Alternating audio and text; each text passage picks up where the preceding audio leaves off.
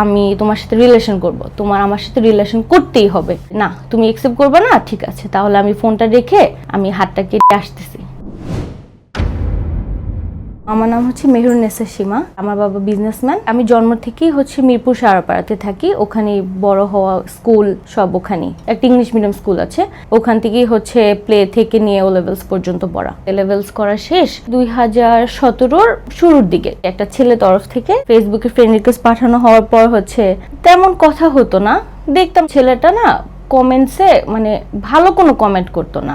এরকম বলতে মানে তুমি তো কিউট না, মানে আমাকে পিঞ্চ করতে আর কি, যেন হচ্ছে আমি তার প্রতি অ্যাট্রাক্ট হই, হয়তো এরকম কিছু। মাশাআল্লাহ ছেলেটা দেখতেও খুব সুন্দর ছিল। তো আমার সব সময় ছিল যে আমি একটা সুন্দর ছেলেকে ডেট করব। সে আমার মাথায় ঘুরতেছিল। হঠাৎ মাথায় আসলো যে আচ্ছা লাইফে তো কোনো বয়ফ্রেন্ড নাই। মাথায় আসলো যে এরকম তো একটা ছেলে আছে আমার কমেন্টে করে, নেগেটিভ কমেন্ট করে, তাহলে ওর সাথেই কথা বলবো, দেখি ওকে আমার প্রেমে ফালাইতে পারি কিনা। তো নক দিয়েছি যে হাই কি করো। তা আমি বলছি যে একটা কথা বলবো, কথাটা রাখতে হবে। তো বলছে কি, হয়তো ভাবছে নর্মাল কোনো কথা। আমি বলছি যে তোমার সাথে আমি রিলেশন করতে চাই, তোমার আমার সাথে রিলেশন করতে হবে। তো বলছে মানে? আমি বলছি মানে হচ্ছে আমি তোমাকে পছন্দ করি, আমি তোমার সাথে রিলেশন করব। কিন্তু আমার কিন্তু ভিতরে তেমন কোনো ফিলিংস ছিল না, আমি দুষ্টমির জন্য আর কি জিনিসটা করেছিলাম। বলছে তাহলে আমি তোমাকে কল দিই। আমি বলছি আচ্ছা দাও। তো কল দেওয়ার পরে আমার ফার্স্ট কথা ছিল যে আমার তোমাকে ভালো লাগে, আমি তোমার সাথে রিলেশন করব, তোমার আমার সাথে রিলেশন করতেই হবে। তো বলছে করতেই হবে মানে কি, আমি তো তোমাকে চিনিও না, এরকম জাস্ট ফেসবুক ফ্রেন্ড ছিলাম। তা আমি বলছি যে হ্যাঁ এইভাবেই হয়ে যায়, কথা বলতে বলতে প্রেম হয়ে যাবে, সমস্যা নেই। বলতেছে যে না এটা তো পসিবল না কোনোভাবেই, তুমি হুট করে আমাকে বললেই তো আমি হব না। তা আমি বলছি যে না তোমার আমার সাথে প্রেম করতে হবে, না হলে কিন্তু আমি হাতটা কাটবো, প্রপোজাল অ্যাকসেপ্ট করো। তো এটা বলার পর আমি বলছি যে না তুমি অ্যাকসেপ্ট করবে না, ঠিক আছে তাহলে আমি ফোনটা রেখে আমি হাতটা কেটে আসতেছি। এটা বলে আমি হাসতে হাসতে ফোন কেটে দিছি। ফোন কেটে আমি ওয়াইফাই সব অফ করে 5 মিনিটের জন্য জাস্ট চলে গেছি, যে হচ্ছে আমি গুগল থেকে আর কি একটা পিকচার বের করছি, যেটা হাত কাটার পিকচার। দেখাইতে তো হবে না, আমি তো আর কাটবো না ওর জন্য, এটা তো একটা দুষ্টুমি। এখন ও তো আমাকে চিনে না বা আমার হাত কিরকম এটা তো জানবে না, বিকজ ও তো আমাকে চিনেই না। তো হচ্ছে 5 মিনিট পর আমি ওকে কল ব্যাক করে আমি বলছি যে নাও পিকচার দেখো। তো এটা দেখে বলতেছে আল্লাহ তুমি এটা কি করলা, এটা কিরকম পাগলামি। তো আমি বলছি যে আচ্ছা ঠিক আছে, তুমি রিলেশন এখন যেহেতু করতে পারবা না, আর আমরা কথা বলি। তো বলছে যে আচ্ছা ঠিক আছে কথা বলি। তো সেদিন রাতে হচ্ছে কথা বললাম, প্রায় 1.5 মাসের মতন অ্যাজ আ ফ্রেন্ড হিসেবেই কথা বললাম। তো 1.5 মাস পর ও আমাকে প্রায় বলতো যে আসো দেখা করি। বলি যে আচ্ছা ঠিক আছে চলো দেখা করি। তো সে যেহেতু লালবাগে থাকতো, তো বলতো যে আচ্ছা আসো লালবাগ কেল্লায় আসো। তো আমি হচ্ছে লালবাগ কেল্লায় যে ওকে ফোন দিলাম, আমি কিন্তু লালবাগ কেল্লায় চলে আসছি। তো হঠাৎ দেখি যে একটা ছেলে অরেঞ্জ কালার শার্ট পরে হেঁটে হেঁটে আসতেছে। আসার পর হচ্ছে দেখা হলো আমাদের, কিছুক্ষণ ছিলাম। পরে আমরা তো রাস্তা ক্রস করতে হবে, তো আমার রাস্তা পার হওয়ার কোনো ছিল না, আমি খুব ব্রেভ ছিলাম। তো ভাবছে যে না আমি নরম সরম মেয়ে, আমার তো হাত ধরতে হবে। তো আমি এক্সপেক্ট করিনি যে একটা ছেলে আমার হাত ধরে আমাকে রাস্তা ক্রস করাবে। তো যখন আমাকে রাস্তা ক্রস করালো, মানে যখন হাতটা ধরছে, ওই দিন হচ্ছে আমার মনে হয়েছে যে I feel something for him, he is just not a friend. আমি ওর জন্য ফিল করি, জাস্ট ওই হাত ধরাটাই অনেক বেশি ফিল করেছিলাম। এরপর শপিং করে যে যার মতো বাসায় চলে গেছি, কথা বললাম, কিন্তু আমার ভিতরে অন্যরকম জিনিস কাজ করতেছিল, যে আমি তো মিথ্যা কথা বলে ওকে আমার সাথে ফ্রেন্ডশিপ করাইছি। এই যে হাত কাটা, ভিতরে খুব অন্যরকম যন্ত্রণা কাজ করতেছিল, যে না আমার ওকে সত্যি কথাটাই, যেহেতু আমি ওর জন্য এখন ফিল করি, আমি ওকে সিরিয়াসলি প্রপোজ করব, যে আমি ওকে ভালোবেসে ফেলেছি, এখন আমি ওর সাথে আগাতে চাই। তো আমি ওকে এটা ফোন দিয়ে বললাম যে শোনো তোমাকে একটা সত্যি কথা বলতে চাই, আমি তো সেদিন হাত কাটিনি, আমি তো তোমাকে মিথ্যা কথা বলছি, আমি তো তোমাকে জাস্ট আমার সাথে যেন তুমি কথা বলো সেই কাজটাই করলাম। তুমি যদি চাও আমার সাথে ফ্রেন্ডশিপ নাও রাখতে পারো, প্লাস হচ্ছে আমাকে ব্লক মেরে দাও, কিছু একটা করো, কিন্তু আই এম সরি আমি তোমাকে এটা বলছি। ও আমাকে নর্মালি একটা ফ্রেন্ড হিসেবে দেখছে, তো আমি মিথ্যা বললাম নাকি সত্যি বললাম ওর কিছু যায় আসে নাই, ওর ভিতরে কোনো ফিলিংস নাই তখনও, আমি একাই ফিল করতেছিলাম। এরপর যখন দেখা করি, তো আমি বলছি যে আমি হচ্ছে তোমাকে অনেক বেশি পছন্দ করি, আমি তোমার জন্য ফিল করা স্টার্ট করছি, তুমি প্লিজ এবার আমি কোনো মিথ্যা কথা বলতেছি না বা দুষ্টুমিও করতেছি না, এবার কোনো হাত কাটাকাটিও নাই, আমি নর্মাল মানুষ হিসেবে তোমাকে বলতেছি আমার ভিতরে যেটা সেটাই এখন সত্যি সত্যি ভিতর থেকে আমি তোমার জন্য ফিল করি। তো বলছে যে আরে ধুর কি বলো এগুলা, আমরা তো ভালো ফ্রেন্ড। আমি বলছি যে হ্যাঁ ভালো ফ্রেন্ড, কিন্তু আমি তোমার জন্য অনেক বেশি ফিল করি। ও বলছে যে আরে এরকম করো না, মানে ও জাস্ট কথাটা এড়ায় যাচ্ছিল। তো এরপর কান্নাকাটি করলাম অনেক বেশি। আসসালামু আলাইকুম, আমার নাম প্রিন্স মাহমুদ জয়, আমার বাসা পুরান ঢাকা, লালবাগ থাকি আমি। আমাদের হাই হ্যালো কথা হতো, তো আমাকে হঠাৎ করে একদিন রাত্রে ফোন দিয়ে বলতেছে যে আমাকে প্রপোজ করে দিল। তো আমি তো শক যে মানে কেন, মানে কোনো কিছু না, হুট করে আমাকে প্রপোজ করে দিল। তো প্রপোজ করার পর আমি অ্যাকসেপ্ট করি নাই। ও অনেক বেশি, তো মানে ও আমার উপর অধিকার খাটানোর ট্রাই করতো, ঠিক আছে। তো এই জিনিসটা আমার ভালো লাগতো। তখন আমি ওর প্রতি সিরিয়াস হই নাই, ও তখন থেকে আমার প্রতি একটা সিরিয়াস হয়ে গেছে। আমাদের কথা কন্টিনিউ হইতেছিল, প্রত্যেকদিনই আমাদের কথা হইতেছিল, কিন্তু আমি ওকে অ্যাকসেপ্ট করি নাই। কান্নাকাটি করলাম, ফোন টোন দিয়ে বললাম যে না আমি তো পারবো না তোমাকে ছেড়ে থাকতে। ও বলতেছে যে না সম্ভব না, সেও কান্না করতেছে। তা আমার কথা যে তুমি তো আমাকে রিজেক্ট করে দিছো, তুমি কেন কান্না করতেছো? ও বলে আমি জানি না, কিন্তু আমি কিরকম যেন ফিল করতেছি। আমি তোমাকে না করতে চাই না, কিন্তু আমি রিলেশনও পারবো না। তেমন কোনো কারণ ছিল না। আমার মনে হইতেছিল যে রিলেশন করলে হয়তোবা আমাদের সম্পর্কটা থাকবে না।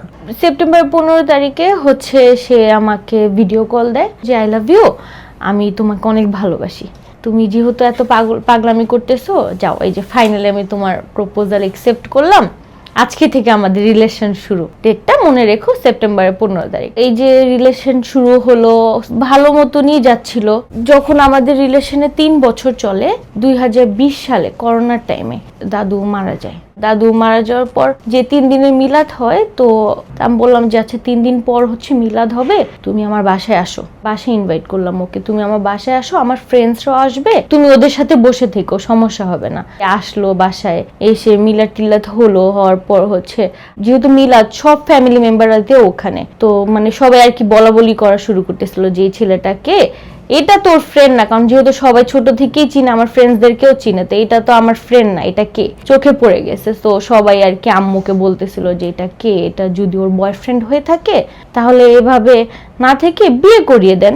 আপনার আত্মীয় স্বজন আপনার মাকে এই কথা বলা শুরু করেছে? হ্যাঁ, বলা শুরু করে বিয়ে করে দেন, এভাবে না থাকার থেকে বিয়ে করে থাকাটা ভালো। ও তো এটা শুনে খুব নার্ভাস হয়ে গেছে, এখন কি করবে, আল্লাহ বিয়ে পর্যন্ত কিভাবে কি চলে গেল। মানে এগুলো আপনি সামনাসামনি শুনছেন? যে না, এগুলো সামনাসামনি শুনি নাই, মানে আমি একটা চোখের অঙ্গভঙ্গি আছে না এক একজনের, সবাই তাকাচ্ছে আপনার দিকে। হ্যাঁ, তো আমি মনে মনে যে আমি মনে হয় আজকে কট। তো আমাকে ওর এক কাজিন, ওর আপু আমাকে এসে বুঝায় বললো যে দেখো সবাই একটু করতেছে, তুমি এখন আই থিঙ্ক সিরিয়াস হওয়া উচিত। এখন তুমিও বাসায় কথা বলো, ও বাসায় কথা বলো। তা আমি বললাম যে আচ্ছা ঠিক আছে আপু, আমি আমার কথা, আমি ওখান থেকে বের হই। বাসায় আর আমাকে কেউ ডিরেক্টলি কেউ কিছু বলেনি, আমিও ওই যে সাইড থেকে আশেপাশে শুনছি যে আচ্ছা বিয়ে করার কথা বলতেছে। আমি তো খুশি যে আচ্ছা ঠিক আছে, ওয়াও, এইভাবে আমার বাসায় আর জানাতে হবে না এক্সট্রা করে যে আমি বিয়ে করব, বা হচ্ছে আমার এই ছেলেকে পছন্দ, এটা আমার এক্সট্রা করে মানাইতে হবে না। সবাই তো অলরেডি বলেই দিছে যে বিয়ে করে দাও, তার মানে তো সবাই মেনেই গেছে, তার মানে আমার আর কোনো ঝামেলা নেই। এখন জাস্ট মেইন ঝামেলা যে ছেলেকে মানানো। আমি ফোন দিয়ে বললাম যে প্লিজ বাসায় কথা বলো। তো ফাইনালি সে রাজি হলো যে আজকে রাত্রে আব্বু আম্মু আসলে একসাথে বসে আমি হচ্ছে তাদেরকে জানিয়ে দিব। আমার ফ্যামিলিতে আমরা মোট 5 জন। আমি সবার বড়, আম্মু আব্বু, আমি, আমার পর আমার ছোট বোন আর একটা আমার ছোট ভাই আছে। মানে আম্মু কিন্তু জানে হালকা পাতলা, আমি ফেসবুকে ছবি টবি ছাড়তাম, ও ছাড়তো, ওগুলো দেখছে। তো আম্মু তো জানে, তো আমাকে কখনো বলে না। আমার আব্বু খুবই ফ্রেন্ডলি, আবার একটু রাগিও, কিন্তু আমার আম্মু খুব মুডি। তো আমি ফার্স্টে আব্বুকে বলার সাহস পাইনি, আম্মুকে বললাম। তো আম্মুকে বলার পর আম্মু কিছু বলেনি, না বলে আম্মু রুম থেকে বের হয়ে গেছে। তো তখন আব্বু আসার পর আমি বললাম যে আব্বু আমার একটা মেয়ে ভালো লাগে, দেখো ছবি। তো আব্বু বলে যে ছবি দেখতে হবে না, আমি জানি। তো আমি বলি যে এখন তো একটু দেখা করা দরকার ওর আম্মু আব্বুর সাথে। তো বলে যে ঠিক আছে, তোমার আম্মু কথা বলো। আমার আম্মু এবং তার আম্মু তখন কথা বললো ফোনে। কথা বলার পর তারা একটা প্ল্যান করে একটা রেস্টুরেন্টে আমাদের ফার্স্ট মিট ফ্যামিলিগত দেখা হলো। আলহামদুলিল্লাহ সব সুন্দর মতোই হলো। 2020 তো হচ্ছে দেখা হলো দুই ফ্যামিলির, আলহামদুলিল্লাহ এভরিথিং ওয়াজ গুড। তো এঙ্গেজমেন্ট হয়ে গেছে আলহামদুলিল্লাহ পারিবারিকভাবে। তো এরপর হচ্ছে এঙ্গেজমেন্টের 1.5 বছর পর যে হচ্ছে আমাদের বিয়ে হয়েছে। মানে প্রত্যেকটা কাপলের হচ্ছে স্ট্রাগল থাকে নিজেদেরকে নিয়ে, ফ্যামিলিকে নিয়ে, ফ্যামিলি মানবে না বা নিজেরা কিছু একটা হয়। আমাদের মনে হয় স্ট্রাগল পিরিয়ডটা ছিল এঙ্গেজমেন্ট থেকে বিয়ে পর্যন্তই। এঙ্গেজমেন্ট হয়ে গিয়েছিল কিন্তু বিয়েটা হচ্ছিল না, কোনো না কোনো ইস্যু হচ্ছিল। এরকম এঙ্গেজমেন্টের প্রায় 1.5 বছর পর যে হচ্ছে 2023 সালে ফাইনালি হচ্ছে জুনের 2 তারিখে আমাদের আক্ত হয়। তারপর হচ্ছে জুনের 6 তারিখে হচ্ছে আমাদের আনুষ্ঠানিকভাবে বিয়ে করে আমাকে বাসা থেকে বিদায় করে তার বাসায় পাঠানো হয়। আপনারা জানেন পুরান ঢাকার বিয়ে কিভাবে কত আনুষ্ঠানিকতাভাবে হয় বা কত জাঁকজমকভাবে হয়। তো আমাদের কাবিন হওয়ার আগের দিন মানে 1 তারিখ আমার একটা ফ্যামিলিগত হলুদ ছিল, তারপর 2 তারিখ আমাদের প্রোগ্রাম ছিল, তারপর আমার সন্ধ্যাকুটা ছিল। সন্ধ্যাকুটা এটা একটা রিচুয়াল আর কি। পুরান ঢাকার এটা তারপর ওর হলুদ ছিল, আমার হলুদ ছিল, তারপর আমাদের বিয়ে হলো কি নিয়ে আসলাম, তারপরে একদিন গ্যাপ ছিল, এখানে হোলি খেললাম আমরা। 2 তারিখ থেকে শুরু করে 9 তারিখ পর্যন্ত ছিল। তো বিয়ে হলো, বিয়ে হওয়ার 1 মাস হচ্ছে ভালোই ছিল আলহামদুলিল্লাহ, সবকিছু স্মুথ। এই বাড়ি ওই বাড়ি নেওর এই নেওর এইভাবে করেই চলে গেছে 1 মাস। আমার সব সময় বিয়ের আগে যখন আল্লাহর কাছে দোয়া করতাম যে আল্লাহ আমাকে এরকম একটা শ্বশুর শাশুড়ি দিও যারা যেন আমাকে বুঝে আর আমিও যেন তাদের মনকে বুঝতে পারি। আল্লাহ আমি তাদেরকে বুঝতে পারলে তারাও আমাকে বুঝবে। তো আমাকেই সে ধৈর্যটা আগে তুমি দিও যেন আমি তাদেরকে ভালোবাসি এমনভাবে যেন আমার ভালোবাসা দেখে তারা আমাকে ভালোবাসে।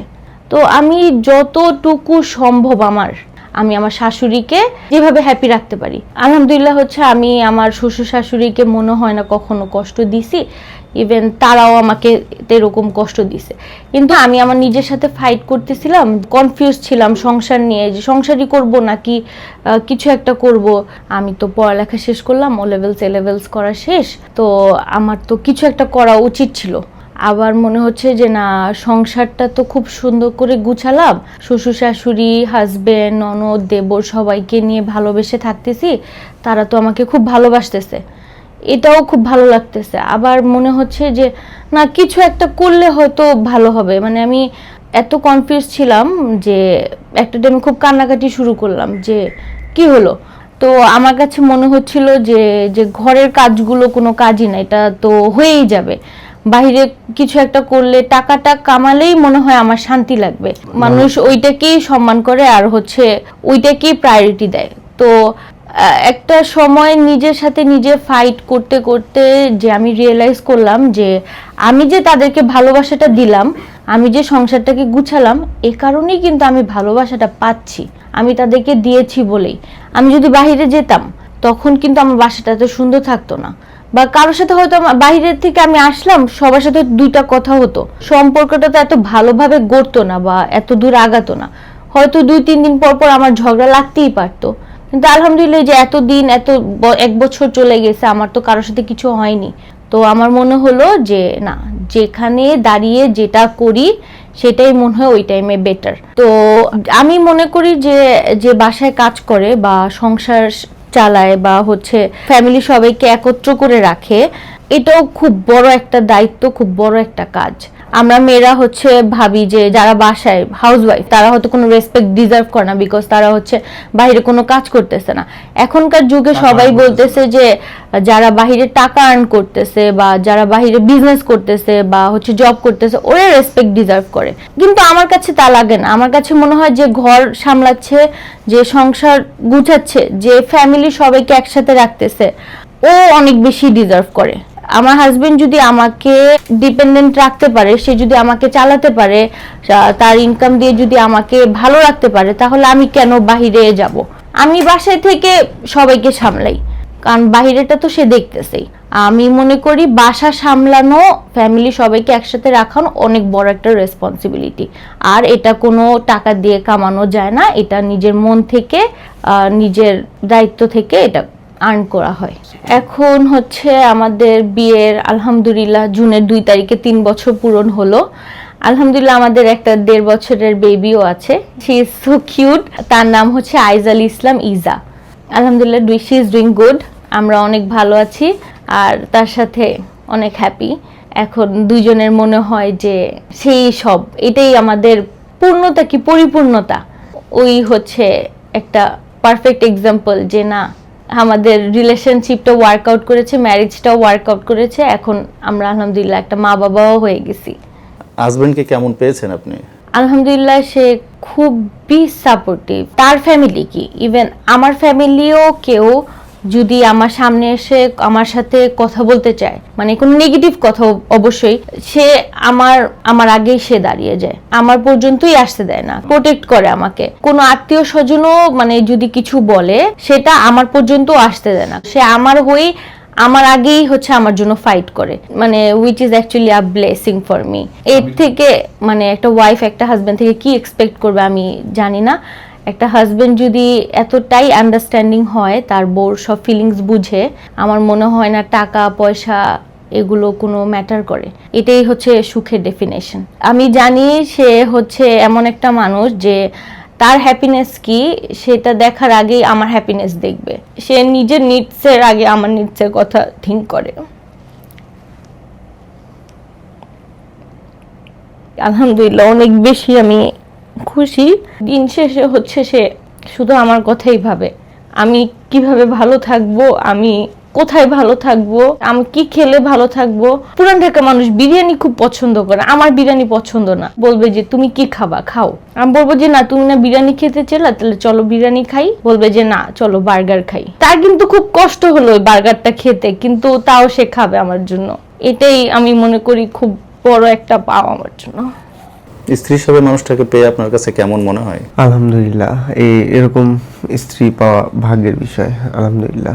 আমার বাবা সবসময় একটা কথাই বলে যে আমার এক মেয়েকে বিদায় করলে কি হবে, আমার আরেকটা মেয়ে ঘরে আছে। আমার আম্মু আব্বু দুজনেই এটা বলে। একটা কথা বলবো যে এমন শ্বশুর শাশুড়ি পাওয়া, জানি না প্রত্যেকটা মেয়েরই ভাগ্য এরকম শ্বশুর শাশুড়ি পাওয়া। তারাও আজও পর্যন্ত অনেক বেশি সাপোর্টিভ ছিল। মামুনি বাবা আপনাদেরকে অনেক বেশি ধন্যবাদ, এরকম মানে খুব ভালো রাখছেন আমাকে। মানে আপনাদের ওই কথাটি আমার মাথায় ঘুরে, যে সবসময় বলেন যে আমার মেয়ে তো আমাকে শেষ নিঃশ্বাস পর্যন্ত দেখবে না, কারণ ওদের শ্বশুর বাড়িতে থাকবে, ওকে কল দিয়ে আসতে হবে, তুমি আমার পাশে থাকবা, সে তুমি কিন্তু আমার মাথায় হাত দিয়ে থাকবা। তো ওই জিনিসটাই আমার অনেক বেশি মানে হার্ট টাচিং লাগে। শ্বশুরের কোনো ছেলে নাই, তো আলহামদুলিল্লাহ আমার শ্বশুর শাশুড়ি আমাকে তার নিজের একটা ছেলে হিসাবে কি তাদের ছেলেই মানে, এটা আমার এর থেকে বড় আমার কাছে আর পাওয়ার কিছু নাই। তারা আমাকে যথেষ্ট প্রায়োরিটি দেয়, তারা আমাকে অনেক আদর করে, অনেক বেশি আদর করে। থ্যাংক ইউ বাবা এবং মা, আপনাদের দুইজনকেই।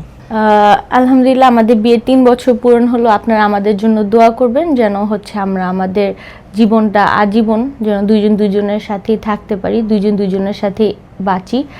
আর দোয়া করবেন আমরা যেন আমাদের বাচ্চার জন্য বেটার একটা লাইফ তৈরি করতে পারি, দুইজন হাত ধরে যেন সেই জিনিসটা তৈরি করতে পারি।